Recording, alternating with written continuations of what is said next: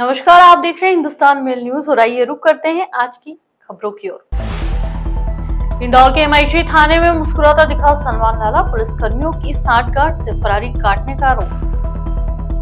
रंग पंचमी की गेर में छतों पर बैठकर ले सकेंगे आनंद, कलेक्टर आशीष सिंह ने लॉन्च किया गेर 2024 ऐप। पुलिस ने जब्त की 8 किलो ब्राउन शुगर, 2 आरोपी को किया गिरफ्तार। गौशाला से बाहर आई एएसआई की सर्वे टीम, जुमे की नमाज के लिए रोका गया सर्वे। इंदौर में रिश्तों को ताक पर रखकर मुंह बोले पिता ने नाबालिग बच्ची से की वारदात, लथुड़िया थाना क्षेत्र का मामला। पति की आत्महत्या मामले में पुलिस ने पत्नी और पुरुष मित्र के खिलाफ केस दर्ज किया, राउत थाना क्षेत्र का मामला। इंदौर क्राइम ब्रांच ने सलमान लाला को खजराना से पिस्टल के साथ गिरफ्तार किया था। वह एक केस में फरार चलने और 2 स्थायी वारंट होने के बाद भी एमआईजी थाना पुलिस की गिरफ्त से दूर था। क्राइम ब्रांच उसकी लोकेशन 1 महीने से निकाल रही थी। जांच करने पर हमेशा उसकी लोकेशन खजराना और एमआईजी के आसपास ही मिलती थी। बुधवार को क्राइम ब्रांच ने आरोपी को पकड़कर एमआईजी पुलिस के सुपुर्द कर दिया। थाने से उसका एक लंगड़ा कर चलते हुए वीडियो आया है, लेकिन वह मुस्कुराते हुए भी दिखाई दे रहा है। एमआईजी पुलिस पर सलमान को लेकर पहले भी कई बार आरोप लग चुके हैं। इस मामले में क्राइम ब्रांच के अफसर एमआईजी थाने के खुफिया जवानों के मोबाइल का डेटा चेक करवा रहे हैं, ताकि यह जानकारी लग सके कि सलमान किन पुलिसकर्मियों के संपर्क में था और वह फरारी काट रहा था। इंदौर में रंग पंचमी के अवसर पर रंगारंग गेर निकलेगी। इस बार गेर के रंग बिरंगी विरासत को संवारने की अनूठी पहल भी की जा रही है। गेर मार्ग के अनेक भवनों की बालकनी छतों पर बैठकर आप पूरे गेर का आनंद ले सकेंगे। इसकी बुकिंग के लिए कलेक्टर आशीष सिंह ने एक मोबाइल ऐप भी लॉन्च किया। इंदौर की गेर को यूनेस्को की धरोहर सूची में शामिल कराए जाने के प्रयास भी किए जा रहे हैं। बता दें, कलेक्टर सिंह की अध्यक्षता में स्मार्ट सिटी ऑफिस में आयोजित बैठक में इंदौर गेट 2024 ऐप किया गया। इस ऐप के माध्यम से निःशुल्क बुकिंग कराई जा सकेगी। गेर मार्ग के 9 भवनों को मेहमानों के बैठने के जरिए चिन्हित किया गया है। इन भवनों में बैठक क्षमता लगभग 200 रहेगी। लॉन्च किए गए ऐप के नाम, मोबाइल नंबर और आईडी प्रूफ के साथ बुकिंग कराई जा सकेगी। व्यक्ति के दस्तावेज के सत्यापन के बाद उसे कंफर्मेशन का मैसेज दिया जाएगा। प्रत्येक भवनों पर वॉलंटियर की व्यवस्था भी की गई है। इस अवसर पर नगर निगम आयुक्त शिवम वर्मा, स्मार्ट सिटी के सीईओ दिव्यांग सिंह, अपर आयुक्त नगर निगम अभिलाष मिश्रा सहित अन्य अधिकारी मौजूद रहे। इंदौर में परदेशीपुरा पुलिस ने बड़ी कार्रवाई की है। पुलिस ने 8 किलो ब्राउन शुगर पकड़ी है। पुलिस के सीनियर अधिकारी जल्द मामले का खुलासा करने की बात कर रहे हैं। बताया जा रहा है कि डीसीपी अभिनव विश्वकर्मा की टीम ने यह कार्रवाई की है। दरअसल टीम को जानकारी मिली थी कि परदेशीपुरा इलाके से ब्राउन शुगर की खेप पहुंचने वाली है। यहां से इसकी सप्लाई इंदौर के रास्ते आसपास के इलाकों में की जाएगी। पुलिस की टीम ने रात में दबिश दी, 2 आरोपियों को गिरफ्तार कर लिया। आरोपी का नाम परशुराम, वह प्रतापगढ़ का रहने वाला है। दूसरा उसका साथी धर्मेंद्र है। देखिए, ये मुझे लगता है कि जो इंदौर पुलिस का ज्ञात इतिहास है, उसमें सबसे बड़ा ये कैच है। लगभग 8 केजी ब्राउन शुगर जो उच्च क्वालिटी का है, वो परदेशीपुरा पुलिस ने पकड़ा है।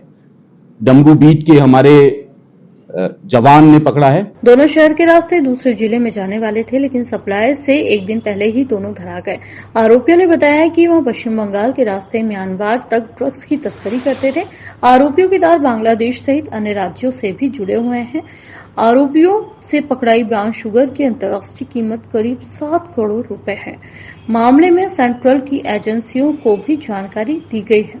ये पूरे तंत्र की एक छोटी कड़ी है। मैं फिर रिपीट कर रहा हूं, ये छोटी कड़ी है, क्योंकि ये माल जो है वो हावड़ा जा रहा था। हावड़ा से क्या ये बांग्लादेश जा रहा था, क्या ये गोल्डन ट्रायंगल जा रहा था, म्यांमार, ताइवान जा रहा था, ये हमारी इन्वेस्टिगेशन का पार्ट रहेगा।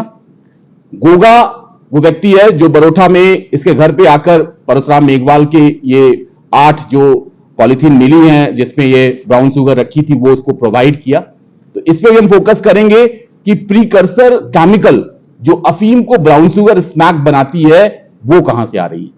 फार्मास्यूटिकल केमिकल्स जो कंपनियां हैं, वहां से पिल्फरेज तो नहीं हो रहा है, वहां के लोग तो नहीं मिले हैं। दूसरा हमारा टारगेट ये रहेगा कि जो अवैध फैक्ट्रियां हैं, जहां ये केमिकल मिल गया, अफीम मिल गया, उसके बाद प्रयोगशाला में ले जाकर ब्राउन शुगर बनाई जाती है। तो ये कौन से स्थान हैं, लोकेशंस हैं मध्य प्रदेश में, मध्य प्रदेश से लगे हुए प्रतापगढ़ में या झालावाड़ में, उदयपुर में, इस पर भी हमारी टीम फोकस करेगी। धार की भोजशाला में भारतीय पुरातत्व सर्वेक्षण का सर्वे आज 8वें दिन भी हुआ। सर्वे टीम सुबह 6 बजे परिसर में पहुंच गई थी, जो दोपहर 12 बजे बाहर आ गई। 12 से 3 बजे तक मुस्लिम समुदाय के लोग जुमे की नमाज पढ़ेंगे। इसे लेकर 50 से ज्यादा अतिरिक्त पुलिस जवानों की तैनाती की गई है। नमाजियों से मोबाइल बाहर ही रखवाए जा रहे हैं। दरअसल पुलिस के वरिष्ठ अधिकारी लगातार भ्रमण कर निगरानी कर रहे हैं। हिंदू मुस्लिम पक्षकार भी भोजशाला परिसर से बाहर आ गए हैं। बता दें, 2 नए मेंबर्स एक दिन पहले ही सर्वे टीम के साथ जुड़े हैं। दोनों मेंबर्स कई विधाओं के जानकार हैं। ये मेंबर्स ही कई उपकरणों से भवन के शिलालेखों पर अंकित आकृतियों का सर्वे करने का काम करेंगे। वैज्ञानिक सर्वे को 7 दिन बीत चुके हैं। इंदौर हाई कोर्ट ने सर्वे के लिए 6 सप्ताह का समय दिया है। करीब 1.5 महीने का समय है। ऐसे में सर्वेक्षण कार्य लंबा चलने की स्थिति दिख रही है।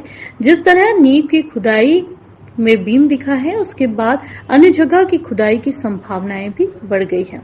इंदौर में नाबालिग बच्चियों के साथ गलत तरीके से हरकत के मामले रुकने का नाम नहीं ले रहे हैं और एक ऐसा ही एक ताजा मामले में रिश्ते को ताक पर रखकर एक मुंह बोले पिता ने नाबालिग बच्ची के साथ दुष्कर्म की घटना को अंजाम देने की वारदात की। पुलिस ने मुंह बोले पिता को गिरफ्तार कर सलाखों के पीछे कर दिया है। पूरे मामले में जानकारी देते हुए एडिशनल डीसीपी राजेश दंडोतिया द्वारा बताया गया कि लसूड़िया थाना क्षेत्र में रहने वाली एक नाबालिग बच्ची अपनी मां के साथ थाने पर उपस्थित हुई थी और शिकायत दर्ज कराई है कि कुछ वर्ष पहले उसके पिता का निधन हो गया था और उसके बाद मृतक पिता के दोस्त का घर पर आना जाना था। इसी कारण मृतक पिता के दोस्तों को बच्चे पिता बोलने लगे थे। इसके बाद मुंह बोले पिता ने नाबालिग बच्ची को घर पर अकेला पाकर दिसंबर माह में दुष्कर्म की घटना को अंजाम दिया था और उसके बाद डरा धमकाकर लगातार गलत हरकत करता रहा, जिसके चलते जब यह पूरी घटनाक्रम की जानकारी नाबालिग बच्ची ने अपनी मां को बताई तो वह थाने पहुंचकर शिकायत दर्ज कराई गई। पुलिस ने मुंह बोले पिता को गिरफ्तार कर लिया है और पूरे मामले में जांच पड़ताल की जा रही है। पीड़िता के द्वारा रिपोर्ट लिखाई गई। उसके द्वारा ये बताया गया कि उसके पिता 7 वर्ष पूर्व एक्सपायर हो गए थे। दूर के परिचित जो थे उनका घर आना जाना था, उनकी मम्मी से दोस्ती हो गई थी। हम लोग भी उसको मैं और मेरा छोटा भाई उसको पापा बोलते थे और तभी अकेला पाकर मुझे एक दिन जो मुंह बोले पापा हैं उनके द्वारा मेरे साथ गलत काम किया। फिर बार बार वो करने लगे और जब एक दिन पहले जब मेरे साथ गलत काम कर रहे थे तो मेरी माँ आ गई थी। इस पर से थाना लसूड़िया में दुष्कर्म की विभिन्न धाराओं के तहत और पॉस्को एक्ट के तहत केस रजिस्टर किया कर इन्वेस्टिगेशन में लिया गया है।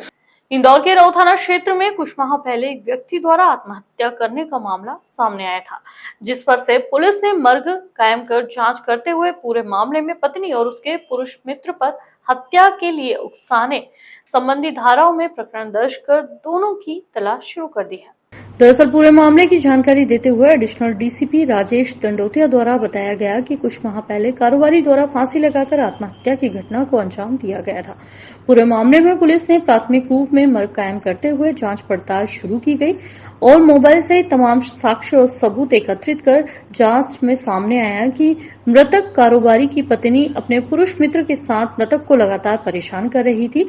इसके बाद मृतक ने आत्महत्या की और वहीं बताया जा रहा है कि मृतक को लगातार पत्नी के मित्र द्वारा मैसेज और फोन पर धमकाया जा रहा था और इसी के साथ मृतक की पत्नी के साथ कुछ अश्लील फोटो वीडियो सोशल मीडिया पर भी शेयर किए गए थे। इसी बात से आहत होकर कारोबारी ने फांसी लगाकर आत्महत्या की थी और इस पूरे घटनाक्रम की जांच के बाद पुलिस ने हत्या के लिए प्रेरित करने के संबंधित धाराओं में मृतक की पत्नी और उसके पुरुष मित्र के खिलाफ विभिन्न धाराओं में प्रकरण दर्ज कर जांच पड़ताल शुरू कर दी है, तो वहीं उन दोनों की तलाश भी की जा रही है। कुछ समय पहले एक व्यक्ति ने सुसाइड कर लिया था। जब मर्ग जांच हुई तो मर्ग जांच में मामला सामने आया कि जो पति ने सुसाइड किया था और उसकी जो प्रताड़ित करने का कारण, जो प्रताड़ना का कारण था, वो उसकी पत्नी और उसका एक पुरुष मित्र था जो न केवल उसको परेशान करते थे बल्कि उसके अश्लील वीडियो पत्नी के और पुरुष मित्र के साथ पत्नी के वीडियो भी इंस्टाग्राम पर उसने अपलोड कर दिए थे जो कि अश्लील थे।